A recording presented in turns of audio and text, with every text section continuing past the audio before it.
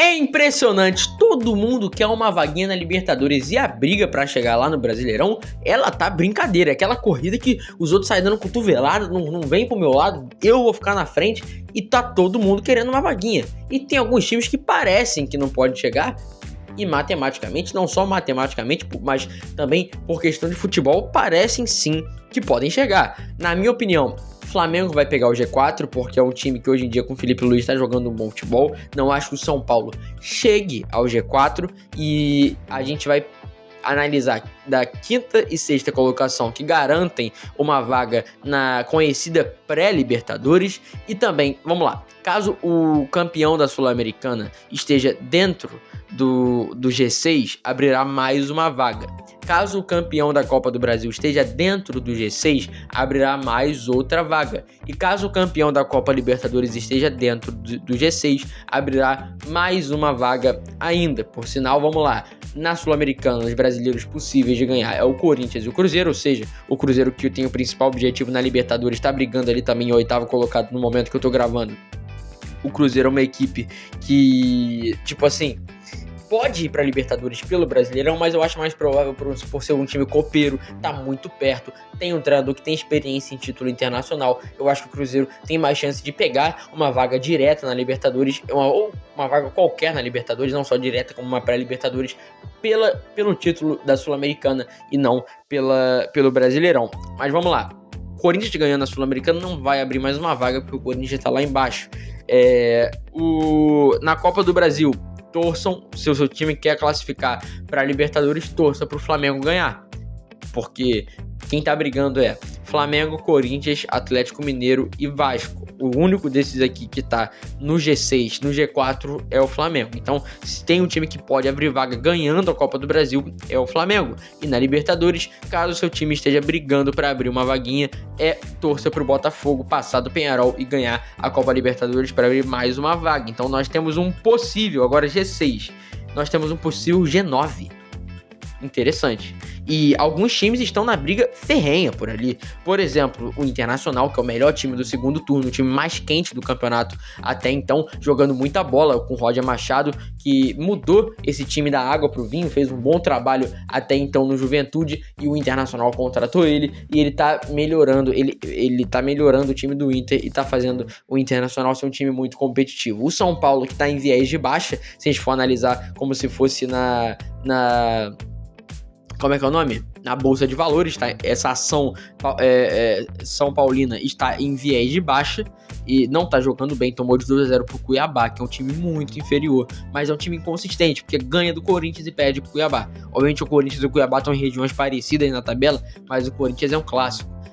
Era um time que vinha de uma boa fase, então mesmo assim é um jogo complicadíssimo, e o São Paulo ganhou do Corinthians e perdeu pro Cuiabá, então é um time muito irregular. Eu não consigo botar minhas fichas no São Paulo. Outro time que é muito irregular é o Bahia, ganha jogo fácil, perde jogo difícil. Não que o jogo com o Flamengo é um jogo difícil, mas tem alguns jogos fáceis, teoricamente, que nada é fácil no Brasileirão, mas alguns jogos, como eu posso dizer, acessíveis para o Bahia, alguns jogos acessíveis que o Bahia simplesmente deixou pontos pelo caminho e que podem, no fim das contas, atrapalhar o Bahia nessa perseguição, nessa busca por uma vaguinha na Copa Libertadores. Outro time que tá brigando, como eu já disse, é o Cruzeiro, que na minha opinião, por ser um time copeiro, um treinador experiente, tem mais chance de pegar uma vaga na Libertadores pelo título sul-americano, que vai jogar contra o Lanús na semifinal e possivelmente numa final contra a Racing ou Corinthians. Na minha opinião, o Cruzeiro vai ganhar essa vaga mais facilmente pelo título da Copa Sul-Americana. E tem dois times que não estão sendo cogitados,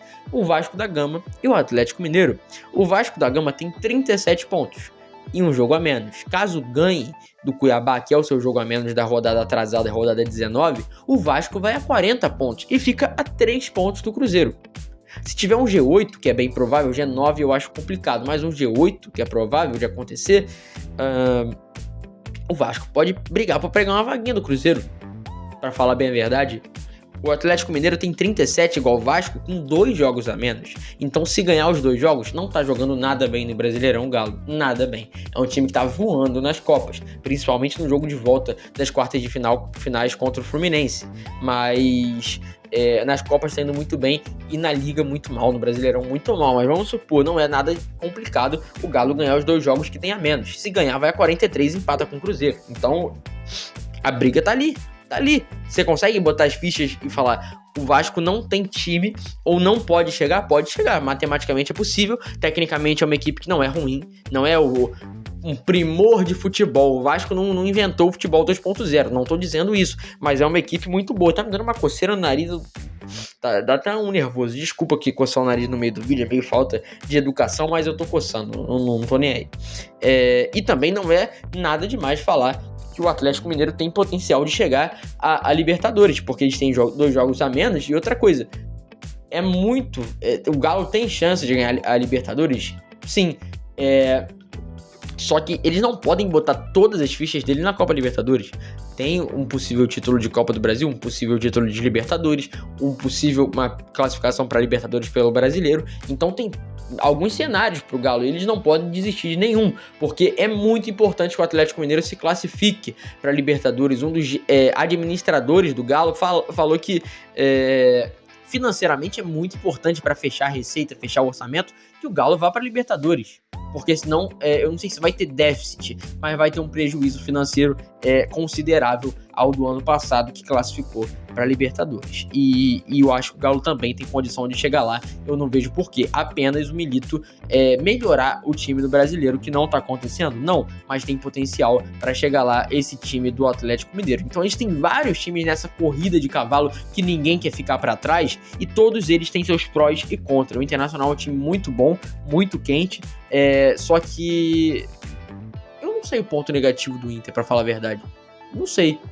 Eu acho que é um time ainda muito inexperiente, tem jogadores muito jovens, para dizer a verdade. Apesar da experiência do Valência, do Alan Patrick e tal, do Borré, ainda tem jogadores muito jovens, para falar a verdade. Alguns jogadores que, por exemplo, o Bernabé é um jogador muito jovem, mas está jogando muito bem. Esses jovens que são inexperientes estão jogando muito bem. Acho que a experiência do Roger vale, mas o Internacional é um time que eu acho que briga até com o Flamengo por vaga do G4. Não é um time que eu acho ruim, não. O São Paulo é um time que eu não tô otimista, pra falar a verdade. Eu acho que pode perder muitos pontos e ficar até fora da Libertadores, pra dizer bem a verdade, tá? 2 pontos de sair do G6, e tem o Bahia, que tá numa fase, na minha opinião, melhor do que São Paulo, Cruzeiro, que tá numa fase melhor do que São Paulo, o Inter, que tá numa fase melhor do que São Paulo. Então o São Paulo é um time que eu não tenho tão otimismo assim. O Cruzeiro, como eu disse, vive em 2 competições, pode se classificar pelas 2, perdeu pro Fluminense, que é um time que tá lá no fim da tabela, mas ainda assim é um time competitivo, então nada demais. E também o Bahia é um time irregular, ganha